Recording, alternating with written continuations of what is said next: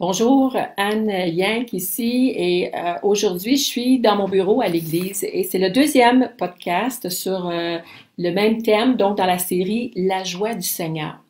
Et dans mon bureau, j'ai une peinture sur un mur et je veux vous la montrer parce que ça a vraiment rapport. Le premier passage que je veux vous partager aujourd'hui, c'est dans l'évangile de Jean et c'est Jean 10, 10. Alors, voyez ce qui est écrit ici. Le voleur ne vient que pour dérober, égorger et détruire. Moi, je suis venu afin que les brebis aient la vie et qu'elle soit dans l'abondance. C'est de toute beauté, n'est-ce pas? J'ai cette peinture. Cette peinture a été faite par une amie et elle me l'a offert en cadeau et m'avait demandé un de mes versets préférés et donc je lui avais donné Jean 10, 10 et c'est très, très, très significatif dans le thème de la joie. Parce que dans le premier podcast, je vous ai partagé Jean 15 et le verset 11, où est-ce qu'on peut lire « Je vous ai dit ces choses afin que ma joie soit en vous et que votre joie soit parfaite. » Donc Jésus nous parle d'une joie qui est complète, qui est parfaite, qui est durable, qui est là pour rester. Et il nous dit que au verset 10, « Si vous demeurez dans mon amour et si vous gardez mes commandements. » Donc, il est question de recevoir et de garder l'amour de Dieu, de vivre dans cet amour-là, mais il est aussi question d'aimer sa parole. Si on a ces conditions-là, eh bien, à ce moment-là, la joie va demeurer. Je vous amène dans un psaume, le psaume 119. Oui, c'est le plus long des psaumes. Et savez-vous qu'il est divisé en 22 petites parties de 8 versets chacune au mois de janvier pendant qu'on priait, pendant notre 21 jours de jeûne et de prière. Une sœur, pour ceux qui étaient là cette journée-là, vous allez vous en souvenir, une sœur a animé un temps de prière avec le psaume 119 et combien sa parole, combien le psalmiste parle de sa parole et combien on aime la parole de Dieu.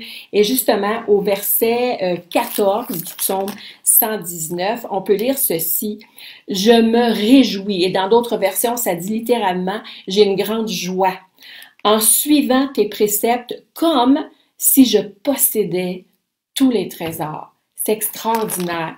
Aimer la parole de Dieu nous amène une grande joie. Maintenant, ce que je vous ai partagé tantôt, Jean 10, 10, voyez la lutte là. Jésus, lui, nous donne sa joie quand on demeure dans l'amour et dans sa parole, mais votre ennemi, lui, il vient pour vous dérober. Et ce qu'il veut vous dérober? Tout ce que Jésus vous a donné. Et c'est à nous de nous lever et de prendre autorité. Cette autorité-là, Dieu nous la donne. Et ça va être ma prière aujourd'hui pour vous, pour moi, pour vous, pour mes frères et sœurs, que nous puissions vraiment, à tout moment où l'ennemi vient pour nous dérober de notre paix, de notre joie, que nous puissions prendre autorité et lui dire de battre les pattes. Alors, je veux prier avec vous sur ce. Seigneur mon Dieu, tu es un grand Dieu, tu es un Dieu puissant et tu nous as laissé avec Saint-Esprit. Tu nous as envoyé Saint-Esprit. Et lui nous donne une puissance.